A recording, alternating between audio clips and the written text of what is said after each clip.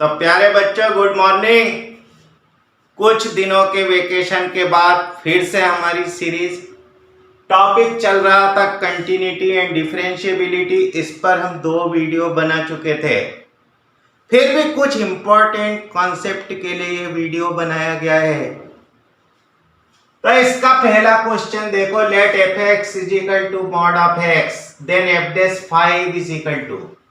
जरा समझना, हम मॉड ऑफ एक्स की डेफिनेशन लिखते थे कि F X is equal to mod of X is equal to X when X greater than equal to 0 minus X when X less than 0। तो ऐसा लिख सकते हैं, देखो F X is equal to X for all x greater than 0 बना सकते हैं कि नहीं। माने जब कभी भी x ग्रेटर देन 0 है तो एफ एक्स की वैल्यू x है। तो जरा बताओ तो एफ डैश एक्स कितना है 1। कब? जब x ग्रेटर देन 0 है। तो एफ डैश 5 भी कितना हो गया 1। कब? जब x ग्रेटर देन 0 है। F dash 5 is equal to 1 क्योंकि 5 ग्रेटर देन 0 था। तो इसका आंसर लिखोगे बी। फिर देखो पूछा एफ डैश माइनस 5 कितना है, तो ऐसा लिख सकते हैं कि F X is equal to minus X for all X less than 0। यहां से लिख सकते हैं कि F dash X is equal to minus 1 for all X less than 0। तो ऐसा लिख सकते हैं कि F dash minus 5 is equal to minus 1, मतलब इसका आंसर सी। हमसे पूछा एफ डैश 0 कितना। देखो यहां फंक्शन 2 टुकड़ों में बढ़ता है। अगर ग्राफ बना सको तो आसानी से बनाना। अरे मॉड्यूलस फंक्शन का ग्राफ तो 11 से पढ़कर आए हैं। यह देखो ये x होता था, ये माइनस x होता था। हमने फर्स्ट वीडियो में समझाया था कि अगर फंक्शन में कहीं शार्प टर्म है, कहीं नुकीले हिस्से हैं, कहीं चक्कू जैसा बना हुआ है, तो फंक्शन वह डिफरेंशिएबल नहीं है। बताओ x इज इक्वल टू 0 पर फंक्शन में शार्प टर्म है कि नहीं। तो हम लिखेंगे कि f डैश 0 एग्जिस्ट नहीं होगा, डज नॉट एग्जिस्ट। अगला क्वेश्चन पूछा है gx is equal to x into mod of x then g dash 0 is. देखना यहां जो कॉन्सेप्ट बोले वो अच्छी तरह से ध्यान रखो। gx is equal to x into mod of x। वास्तव में gx 2 फंक्शन का प्रोडक्ट है, एक x और एक मॉड ऑफ x। देखो x डिफरेंशिएबल है 0 पर मॉड ऑफ x डिफरेंशिएबल नहीं है 0 पर। याद रखो कि अगर f डिफरेंशिएबल फंक्शन है, g नॉन डिफरेंशिएबल फंक्शन है, तो f प्लस g आंख बंद करके लिख देना कि नॉन डिफरेंशिएबल है। f माइनस g आंख बंद करके लिख देना कि नॉन डिफरेंशिएबल है। पर एक डिफरेंशिएबल और एक नॉन डिफरेंशिएबल फंक्शन का प्रोडक्ट डिफरेंशिएबल हो सकता है। क्या याद रखोगे? The product of A differentiable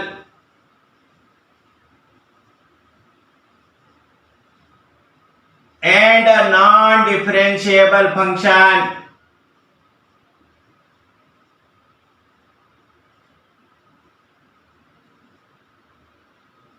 may be a differentiable function।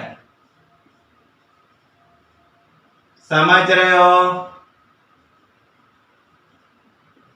तो झट से ये नहीं कि x डिफरेंशिएबल है, mod of x non differentiable है, तो आंसर लिख दो कि g dash 0 does not exist. या चेक करके जरूर देखना। फंक्शन का हम राइट हैंड डेरिवेटिव निकालेंगे, फंक्शन का हम लेफ्ट हैंड डेरिवेटिव निकालेंगे, देखेंगे कि दोनों बराबर आते हैं कि नहीं। चलो तो जरा देखो तो gx इज इक्वल टू कितना है तो सब x into mod of x है।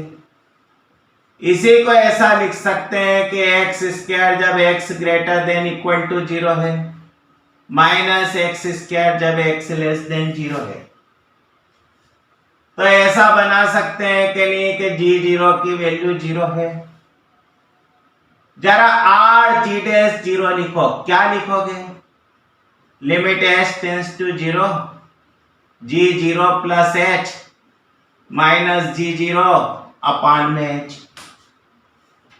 जरा देखो तो g0 प्लस h की वैल्यू यहां से लिखाएगी, कितनी बनेगी?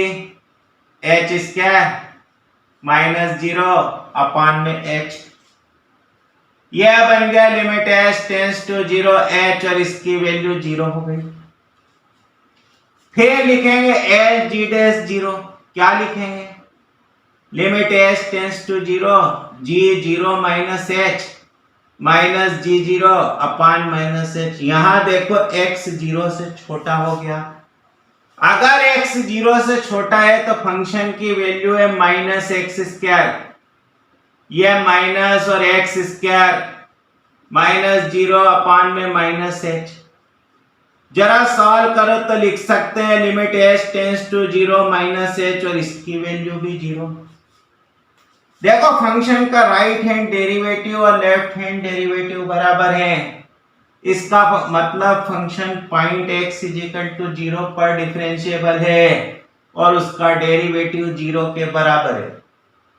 फिर से सुनो, एक डिफरेंशिएबल और नॉन डिफरेंशिएबल का सम और डिफरेंस हमेशा नॉन डिफरेंशिएबल है, पर प्रोडक्ट डिफरेंशिएबल फंक्शन हो सकता है। इसलिए गलती नहीं करना और झट से ये आंसर नहीं लिखना। अगला क्वेश्चन पूछा, if hx is equal to x signum x then h dash 0 is equal to क्या? जरा याद करो तो हम सिग्नम x के साथ डिफाइन करते थे, लिखते थे mod of x upon x जब x नॉट इक्वल टू 0, 0 जब x इज इक्वल टू 0 बना सकते हो। अरे सिग्नम फंक्शन किस तरह से डिफाइंड होता है? तो अगर हमसे कोई बोले कि x सिग्नम x लिख दो तो x सिग्नम x की वैल्यू हमेशा मॉड ऑफ x के बराबर है। क्या mod of x point x is equal to 0 पर डिफरेंशिएबल था? नहीं था। तो यहां पे भी आंसर क्या लिखोगे कि h डैश 0 एग्जिस्ट नहीं है। अगला क्वेश्चन पूछा, the function f(x) is equal to 1 plus 2 sin x की power cos x is not defined at x is equal to 0। जरा देखो तो f(x) इज इक्वल टू क्या है? 1 प्लस 2 sin x इसकी पावर cos x। भाई x is equal to 0 पे ये नॉट डिफाइंड क्यों है? जरा x की जगह 0 लिख के देखो तो यह बना 1 प्लस 2 साइन 0 कॉसेक 0। देखो साइन 0 0 और कॉसेक 0 इंफिनिटी, मतलब ये 1 की पावर इंफिनिटी फॉर्मेट है, ये इनडिटर्मिनेट फॉर्म है। अब क्या करें? तो एक फार्मूला, एक रिजल्ट अच्छी तरह से याद करो कि if limit x tends to 0 f(x) is equal to 0 is equal to gx, then limit x tends to 0 1 plus c f(x) इसकी पावर 1 अपान gx। देखो अगर gx 0 बनेगा तो 1 अपान gx इंफिनिटी बनेगा। कितना होता है? तो e की पावर c। सही? देखना यहां भी हमारे पास ऐसे ही, यह लिखा हुआ है f(x), यह लिखा हुआ है gx। चूंकि यह कंटीन्यूअस फंक्शन है तो हम लिख सकते हैं कि limit x tends to 0 f(x) बराबर f है, f 0 है। यहां से ऐसा लिख सकते हैं कि limit x tends to 0 1 plus 2 sine x की पावर cosec x f 0 के बराबर है। देखना तो ये e की पावर c होता था, c की जगह हमारे पास 2 है तो इसकी वैल्यू e स्क्वायर बन गई। e स्क्वायर किसके बराबर हो गया? f 0 के। तो इसका आंसर क्या लिख दोगे? e square. अगला क्वेश्चन पूछा कि let f(x) is equal to 10x minus sin x upon x cube x not equal to 0।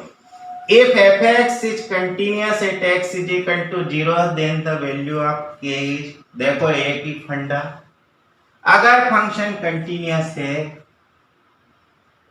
तो उसकी लिमिटिंग वैल्यू और उस पॉइंट पर फंक्शन की वैल्यू सेम है।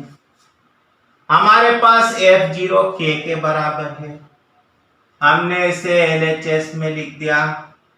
Limit x tends to 0 10x minus sine x upon x cube. जरा x की जगह 0 रखो तो यह 0 अपॉन 0 फॉर्म है। इसी को ऐसा लिख सकते हैं कि नहीं कि लिमिट x टेंस टू 0 या sine x upon cos x minus sine x upon में x क्यूब। एक काम करो, साइन x को कॉमन कर दो तो limit x tends to 0 sine x 1 upon cos x minus 1 upon x cube. देखो इसको ऐसा लिख दें, limit x tends to 0 sine x upon x into limit x tends to 0 1 minus cos x upon x square. अरे LCM बना लो, into limit x tends to 0 1 upon cos x। बोलो अलग अलग तोड़ सकते हो कि नहीं? फिर देखना limit x tends to 0 sine x upon x 1, ये वाली लिमिट भी 1 क्योंकि cos 0 1। फिर से ये 0 अपॉन 0 फॉर्मेट में है। कभी ऐसा हो आसानी से डिफरेंशिएबल हो तो डी हॉस्पिटल रूल लगा देना। डी हॉस्पिटल रूल हमने प्रीवियस वीडियो में सिखाया था कि नहीं? न्यूमरेटर का अलग से डिफरेंशियल कर दो, डिनोमिनेटर का अलग से डिफरेंशियल कर दो। देखो तो limit x tends to 0 sine x upon x 1 बन गया तो k की वैल्यू हमारे पास कितनी आ गई? 1 अपॉन 2। अगला क्वेश्चन देखो, if f(x) is equal to 1 upon 1 minus x then number of points of discontinuities this, ये जो कंपोजिट फंक्शन है इसके पॉइंट ऑफ डिसकंटिन्यूटीज क्या है? चलो कितने बनेंगे? जरा f(x) देखो तो 1 अपॉन 1 माइनस x। बताओ क्या x इज इक्वल टू 1 पर फंक्शन डिफाइंड है? नहीं है। तो x इज इक्वल टू 1 पर f(x) डिसकंटिन्यूअस। पहला पॉइंट तो ये मिल गया। आप सोचो अगर x 1 नहीं होता तो f(x) इज इक्वल टू ऐसा लिख सकते थे, f(x) बना सकते थे कि नहीं ऐसा? जरा इसको देखो, x की जगह कितना क्या, तो यहां से यूं लिख दे 1 अपॉन 1 माइनस f(x). जरा f(x) की जगह f(x) की वैल्यू रख दो तो ये लो, एलसीएम बना दो तो देखना ये 1 माइनस x ऊपर गया, ये 1 माइनस x माइनस 1 तो यह बन गया x माइनस 1 अपॉन में x। जरा f(x) को देखो तो वो x इज इक्वल टू 0 पर कंटिन्यूअस नहीं। सही देखना f(x) किस पे नहीं था? 1 पर। अब अगर x 1 के बराबर नहीं था तो f(x) ये था। अब जरा x 0 के बराबर नहीं हो, x 1 के बराबर नहीं हो, तो जरा f x की वैल्यू देखो, ऐसा लिख सकते हैं। सही।